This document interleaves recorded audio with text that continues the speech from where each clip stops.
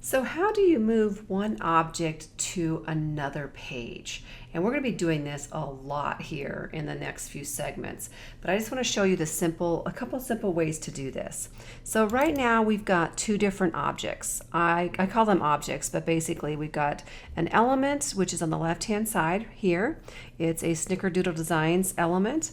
And then we also have a piece of paper. So normally these pieces of paper, they come in the dimensions at 3600 by 3600. You can see the dimensions and the size right here.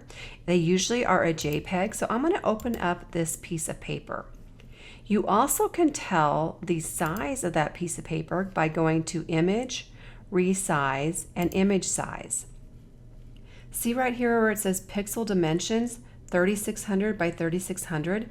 This really probably doesn't mean a whole lot to you. The thing that means a lot to you is the 12 inch by 12 inch.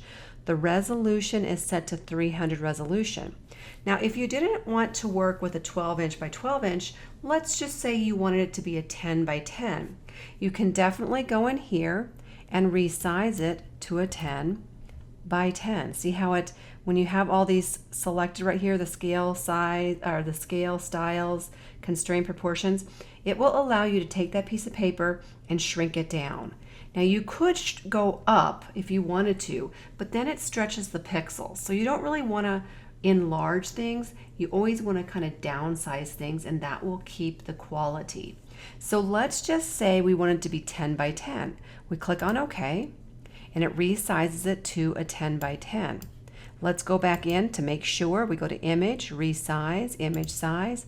Yes, 10 by 10, 300 resolution. Now how do we get that element onto this page? There's two different ways to do it. You can go ahead and place that element onto the piece of paper by going to File and Place, going ahead and selecting the element and placing it. Click on the check mark, and now it's inside of your piece of paper. It made a layer on the right hand side. See how it created a layer? And also it is a smart object. We'll talk a little bit more about smart objects later, but that is pretty important when you place an object. Okay, so now you can move that layer anywhere you want to. You can rotate it if you click on the little arrow. If you hover over the top of that little node and you get this little double arrow there, that will allow you to rotate that object. Now some people will prefer to open up that object. Oops, let me do this again. We can open up that object and we have it side by side. You can take the move tool and drag that object onto the piece of paper as well.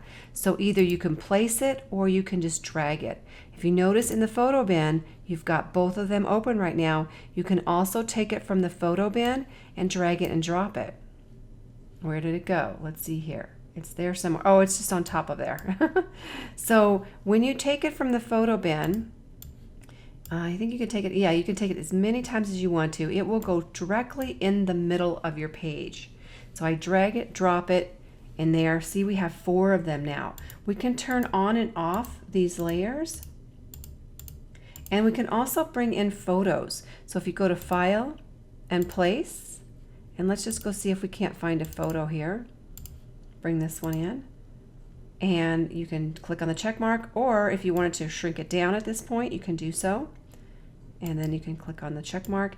And so that you can bring in a photo as well. Or if you wanted to, you can go File and Open. Just showing you all these different ways because you can figure out which way you want to do it. See how it's in the photo bin right now?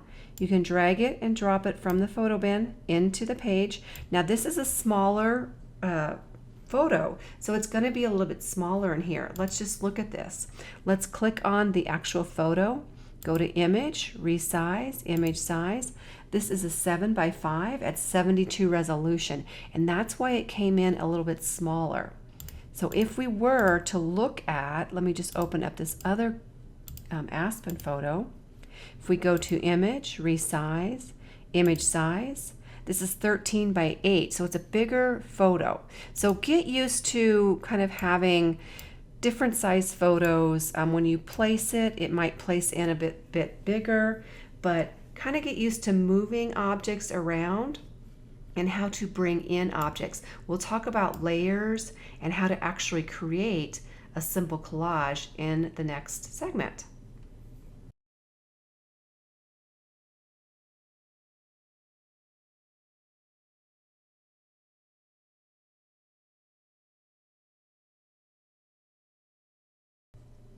Hi everyone, I just wanted to personally thank you for allowing me to be part of your digiscrap journey. I also have a quick question for you. What are some of the things that stop you from learning Photoshop elements? Or maybe I should put it this way. What do you find you struggle with most when you're working in Photoshop Elements or trying to do digital scrapbooking? Please post in the comments below and I will try to get to them, and also maybe I will make a quick video about your subject that you are struggling most with. Thanks so much for watching and have a great day. Bye for now.